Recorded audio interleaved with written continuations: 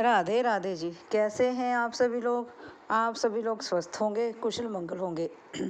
आप सभी के स्वास्थ्य और कुशल मंगल की कामना मैं ईश्वर से करती हूँ कि आप सभी लोग स्वस्थ रहें और कुशल मंगल रहें। एक बार एक व्यक्ति होता है, वह हर समय परेशान रहता है। उसकी लाइफ में एक परेशानी आती है और एक चली जाती है, फिर एक आती है, फिर एक चली जाती है।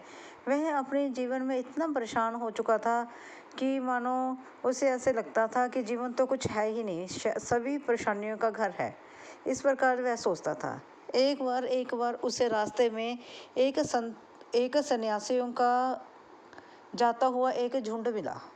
उसमें काफ़ी सारे सन्यासी थे, जो काफ़ी सारे ऊँट थे और काफ़ी सारे बकरियां, ये वो एनिमल्स, काफ़ी सारे ऐसे काफ़ी बड़ा लंबा चौड़ा झुंड लिए वह सन्यासी जा रहे थे रास्ते से।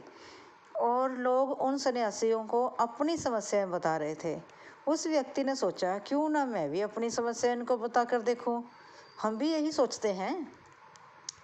उसने सोचा, क्यों ना मैं भी अपनी समस्या इनको बता कर देखूं, शायद मेरी समस्या का भी कोई हल हो जाए। तो वह व्यक्ति उन सन्यासियों के पास गया और बोला, हे महाराज, मैं बहुत परेशान हूँ। मेरे जीवन में एक परेशानी आती है और एक चली जाती है, दूसरी आती है, वह तीसरी चली जाती है।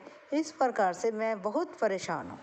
वह सन्यासी उसकी सभी बातें ध्यान से सुनता रहा। उसने बोला कि मैं तुम्हारी इस समस्या का हल कल कर दूंगा, इसलिए तुम आज यहीं पर रहो और जो यह ऊँट है, जब यह ऊँट सारे बैठ जाएंगे तब तुम भी सो जाना, और लेकिन इन सभी को बिठाकर फिर सोना। यह कहकर वह सन्यासी वहाँ से चले गए। वह सारी रात व्यक्ति उन ऊँट के सहारे खड़ा रहा और देखता, एक ऊँट बैठ जाता, दूसरा खड़ा हो जाता, दो बैठ जाते, दो खड़े हैं। तो सारे ऊँट तो बैठ ही नहीं पा रहे थे। किसी को वह जबरदस्ती डंडे से बैठा देता और वह एक को बिठाता तो दूसरा खड़ा हो जाता। इस प्रकार से उसकी सारी रात ही निकल गई। जैसे सुबह का नया सूरज उगा और सन्यासी जी ने पूछा, क्यों बेटा, कैसी रही रात? कह रहे, महाराज, खाक रही रात।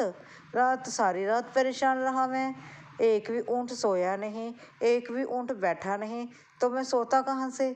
सभी ऊँट, एक को मैं बैठाता दूसरा खड़ा हो जाता, एक दो बैठते तो दो खड़े हो जाते। इस प्रकार से मेरी सारी रात परेशानी में ही निकल गई। तब उस सन्यासी महाराज जी ने उस व्यक्ति को समझाया, जीवन भी इसी प्रकार से होता है। एक समस्या आती है, जब हम उसका हल निकालते हैं, इतने में दूसरी समस्या आती है, जब दूसरी आती है तब फिर तीसरी आती है।